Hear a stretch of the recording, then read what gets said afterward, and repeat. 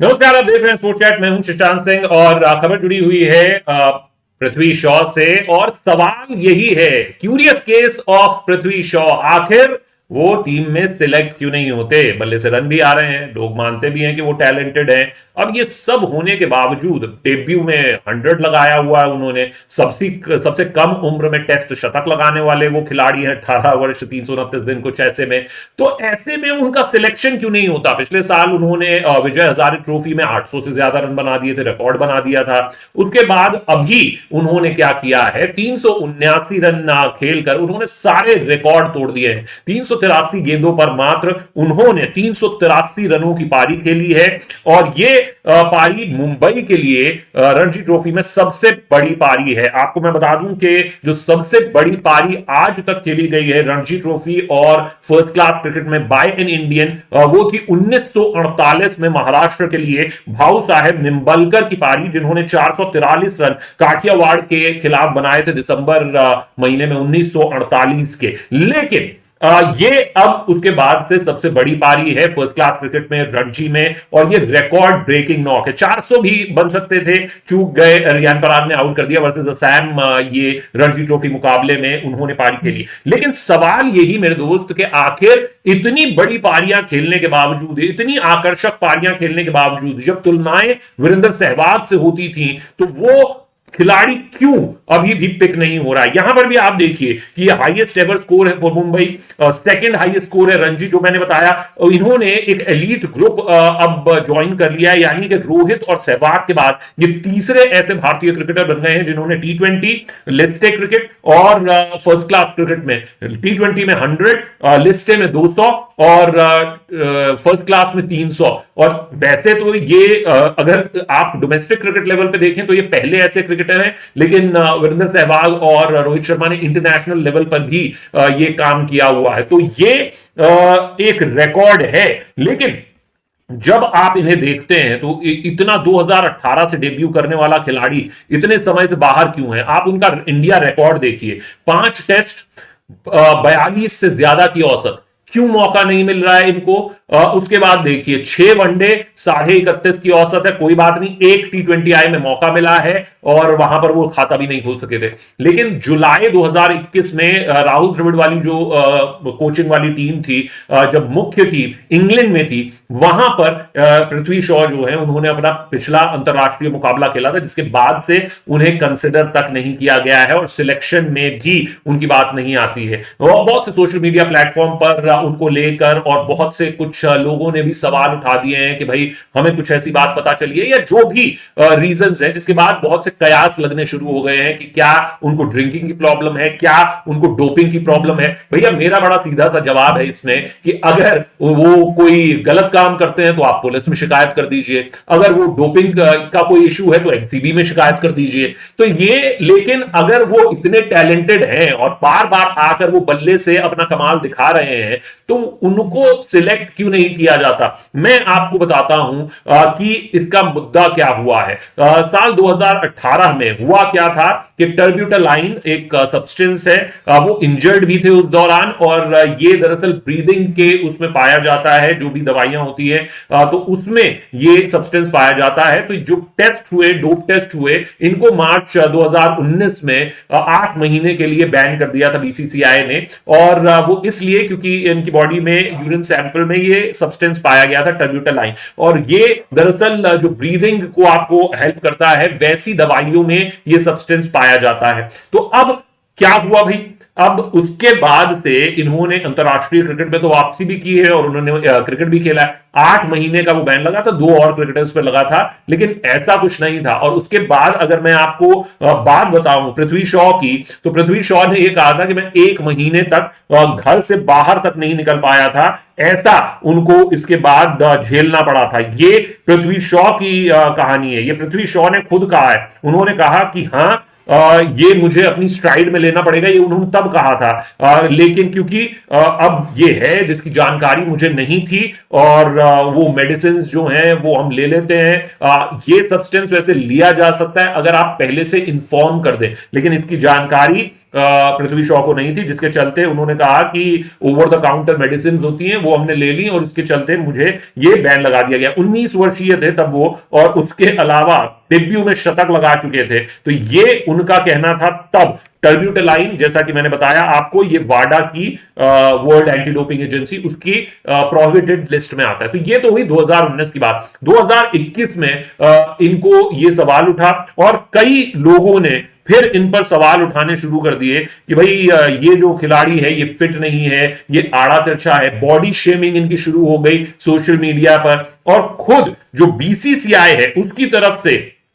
किस तरीके के बयान आए हैं वो मैं आपको दिखा देना चाहता हूं कि बीसीसीआई ने उस समय, और ये 2021 की मैं बात कर रहा हूं, तब बीसीसीआई ने क्या जवाब दिया था पृथ्वी शॉ पर, वो आप देख लीजिए। उन्होंने कहा था कि Prithvi still very slow across the turf for a 21 year old. ये आप यहां पर देख रहे हैं, यानी काफी धीमे हैं वो 21 साल की उम्र के खिलाड़ी के लिए। तो उनको अपना वजन जो है वो कम करना होगा। इसके साथ ही उन्हें फील्डिंग पर भी आपको काम देना होगा, क्योंकि उन्हें जो था वो कॉन्सेंट्रेशन में मुद्दा आ रहा था ऑस्ट्रेलिया में फील्ड करते हुए। तो शॉ उसके लिए वर्क हार्ड करके उनको रिटर्न करना होगा।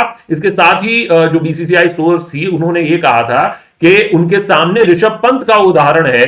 जब पंत उस जगह से वापस आ सकते हैं तो वो भी वापस आ सकते हैं।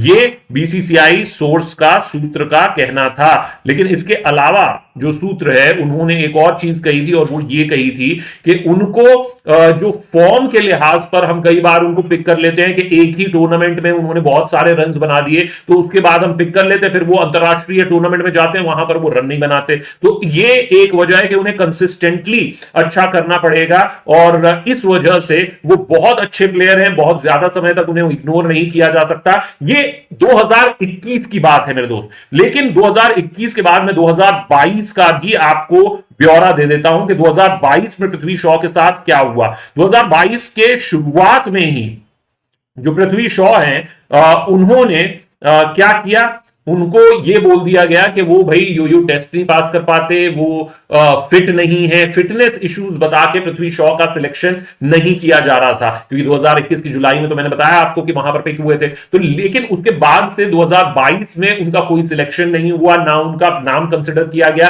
क्योंकि फिटनेस का मुद्दा बताया गया। तो फिटनेस का मुद्दा बताकर कि यो टेस्ट नहीं पास करते। यो टेस्ट तो हो ही नहीं रहा था, दोबारा से तो अभी चालू किया है, फिर यो टेस्ट काहे का, तो ये भी मेरे को बात नहीं समझ में आई। अब उसके बाद जो बात कही गई, यानी कि जब 1 नवंबर को जब ये टीम सिलेक्शन और अनाउंसमेंट हुआ, न्यूजीलैंड और बांग्लादेश दौरे के लिए 4 टीमें सिलेक्ट की गई थी। चेतन शर्मा के पैनल ने ही सिलेक्ट की थी, और चेतन शर्मा ने इस पर जवाब दिया था। उनसे सवाल पूछा गया था सीधे तौर पर पृथ्वी शॉ को लेकर, तो उन्होंने क्या जवाब दिया था वो मैं आपको दिखा देता हूं। उन्होंने ये कहा था कि हम जो है वो पृथ्वी शॉ पर हमारी नजर है, और हम उसके साथ कांस्टेंट टच में हैं, और वो अच्छे से जा रहा है, अच्छा कर रहा है, उन्होंने कुछ भी गलत नहीं किया है।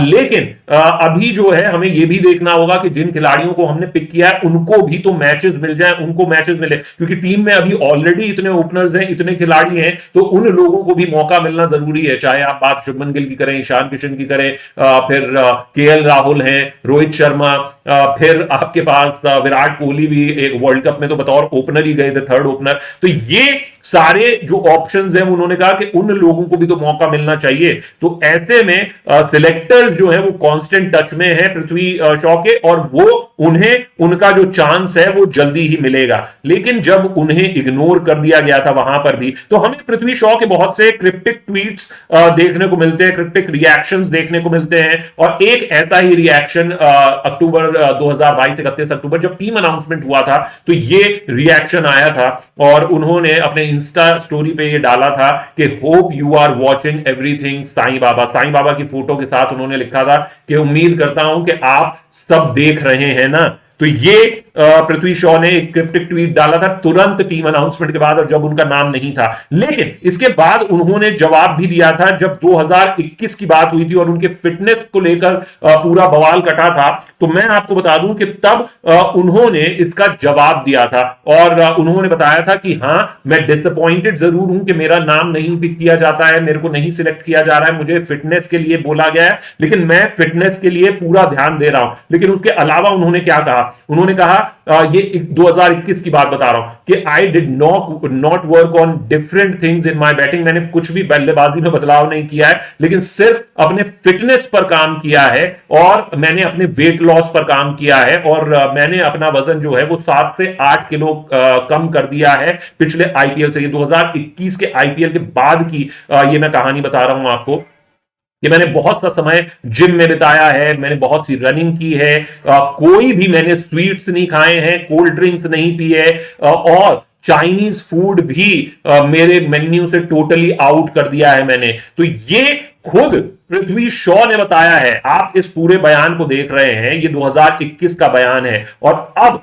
उन्होंने 2022 में भी ये बयान दिया है और उन्होंने कहा है कि भाई अगर मेरा जो काम है मैं अब ये देखता ही नहीं कि क्या हो रहा है, यानी कि सोशल मीडिया पर या कहीं पर मेरा काम है मैं बल्ले से रन बनाता रहूं और वो मैं बना रहा हूं। अब इसमें सिर्फ दो सवाल उठते हैं, वो ये कि पहला डोप टेस्ट हुआ 2019 में, 8 महीने का बैन लग गया। टर्ब्यूटलाइन एक ऐसा सब्सटेंस है जो कि ब्रीदिंग की जो मेडिसिन है उनमें पाया जाता है। वो उस समय इंजर्ड थे, उन पर 8 महीने का बैन लगा, वो वापस आ गए, वहां पर कोई मुद्दा नहीं था। उसके बाद उनकी फिटनेस को लेकर सवाल उठाए जाने लगे। अभी क्योंकि सोशल मीडिया पर एक वीडियो क्लिप बहुत वायरल हो रहा है और उसमें यह कहा जा रहा है कि हमें बहुत कुछ पता है, हमें जो पता लगा है, उसके बाद एक इशारा किया जाता है विनोद कांबली की तरफ और यह भी कहा जाता है कि भाई, और जो कयास लगाए जा रहे हैं बाकी लोगों द्वारा, वो ये कह रहे हैं कि भाई उन्हें अब अल्कोहलिज्म की दिक्कत हो गई है।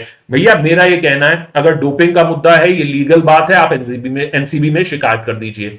अगर अल्कोहलिज्म का मुद्दा है तो आप बता दीजिए कि क्या मुद्दा है क्या नहीं है। अगर कोई उन्होंने जुर्म किया है, आप पुलिस में शिकायत कर दीजिए, ठीक है। और अगर उन्हें फिटनेस और लाइफस्टाइल के इश्यूज है तो इसको कौन ठीक करेगा? जो खिलाड़ी आप ये कह रहे हैं कि सबसे टैलेंटेड खिलाड़ी है, सबसे टैलेंटेड बल्लेबाजों में शुमार है, तो वो कौन ठीक करेगा? इसकी जिम्मेदारी तो कोच को लेनी पड़ेगी, इसकी जिम्मेदारी तो बीसीसीआई मैनेजमेंट को लेनी पड़ेगी और यही सबसे बड़ा सवाल है। मैंने आपको थ्रेडबेयर एनालिसिस करके एक पूरा आपको एक कंपाइल करके बता दिया है कि आखिर पृथ्वी शॉ के साथ हुआ क्या है और अभी क्या है। अगर आप उनके रन्स की बात कर लें, मैं जल्दी से आपको यह भी बता देता हूं कि उन्होंने इस साल जो उनकी फॉर्म है वो भी जानना आप लोगों को जरूरी है कि उन्होंने फॉर्म के लिहाज से क्या किया है। देखिए, फॉर्म के लिहाज से 2022 में सैयद मुश्ताक अली में उनका कैसा प्रदर्शन रहा था वो भी मैं बताऊंगा, लेकिन सैयद मुश्ताक अली में वो नंबर 2 पर बल्लेबाज पे रहे थे और सिर्फ यश धुल उनसे आगे थे। लेकिन उन्होंने जो सबसे ज्यादा रन बनाए, एक ही पारी में उन्होंने 61 गेंदों पर 134 रन बना दिए थे। 180 से ज्यादा की स्ट्राइक रेट रही उनकी सैयद मुश्ताक अली में। फिर आईपीएल में उन्होंने इस साल 2022 में 10 मैचों में 283 रन 28.5 की औसत से 153 की स्ट्राइक रेट से बनाए, 2 अर्धशतक वहां पर भी लगाए थे। विजय हजारे उनका बहुत अच्छा नहीं बीता। विजय हजारे में वो 71वें नंबर पर रहे थे। पिछले विजय हजारे में हालांकि उन्होंने रिकॉर्ड बनाया था, 800 रन भी पूरे कर लिए थे, लेकिन इस विजय हजारे ट्रॉफी में उन्होंने 7 मैचों में 2 ही अर्धशतक लगाए, 217 रन, 54 का उनका हाईएस्ट स्कोर रहा, 31 की औसत रही। लेकिन अब जब आप आते हैं रणजी ट्रॉफी पर, तो बल्ले से उनका जो प्रदर्शन था जिसको लेकर सवाल उठ रहे थे इस रणजी सीजन में, इससे पहले जो 4 मैच बीते वहां पर उनके स्कोर्स रहे थे 13, 6, 19, 4, 68, 35 और 15, और अब ये स्कोर आया है जो कि है 379, 383 बॉल्स पे 41 चौके, 4 छक्के और रिकॉर्ड ब्रेक कर दिए हैं। जैसा कि जब उन्होंने डेब्यू किया था और पहली ही पारी में 18 वर्ष के उन्होंने शतक लगा दिया था, सबसे युवा बल्लेबाज बन गए थे टेस्ट क्रिकेट में शतक लगाने वाले, और उसके साथ ही उन्होंने पहली पारी में भी शतक लगाया। तो ये सारी बातें हैं, ये आपने आंकड़े भी जान लिए। तो बल्ले से भी अगर आप देखेंगे तो ये सीजन जो है उनका, तो जो कंसिस्टेंट परफॉर्मर की बात की जा रही है कि वो एक सीजन अच्छा करते हैं, फिर अगले सीजन में हम इंटरनेशनल में लेते हैं, वहां पर वो अच्छा नहीं करते, तो उन्हें कंसिस्टेंट रहना पड़ेगा। तो ये एक चीज निकलकर सामने आती है कि विजय हजारे बहुत अच्छा नहीं गया इस साल का। अगर आप सैयद मुश्ताक अली देखें, एक पारी आई है 61 पे 134, बाकी मैचेस में नहीं परफॉर्म कर पाए, या ओवरऑल जो है नंबर 2 तो रहे 331 रनों के साथ, लेकिन वो एक पारी का बहुत मेजर कॉन्ट्रीब्यूशन रहा। उसके अलावा अगर आप देखते हैं इस रणजी सीजन को भी, तो पूरा जो 4 मैच की 7 पारियां हैं वहां पर उनके रन नहीं आए हैं, लेकिन एक ये 379 आया। हाँ, रिकॉर्ड ब्रेकिंग है, हाँ वो टैलेंटेड है, लेकिन अब यही सवाल है कि जो ये जिस तरीके की ये सब बातें हो रही हैं, जिस तरीके की ये सब चर्चा हो रही है, तो उसको ठीक करेगा कौन, यही सबसे दक्ष प्रश्न है। तो ये जो curious case of Prithvi Shaw है, उसका जवाब हमने आपको देने की कोशिश की है। आपको वीडियो कैसा लगा, और अगर आपके कोई और सवाल हैं जरूर हमसे वो सवाल पूछें, लेकिन मेरा यही कहना है कि किसी पर उंगली उठा देना बहुत आसान होता है कि उसको ये दिक्कत है, उसको वो दिक्कत है। हमें ये भी देखना है कि वो कितनी मेहनत कर रहा है और क्या दिक्कत है। अगर कोई दिक्कत है, अगर कोई उसने जुर्म किया है तो शिकायत कर दो, जेल में डलवा दो, अगर नहीं किया है तो उसे सिलेक्ट कीजिए। और ये किसकी जिम्मेदारी है, बीसीसीआई की। आप इस पर क्या राय रखते हैं वो जरूर हमें बताएं। आप देख रहे हैं स्पोर्ट्स चैट, मैं हूं शशांक सिंह, नमस्कार।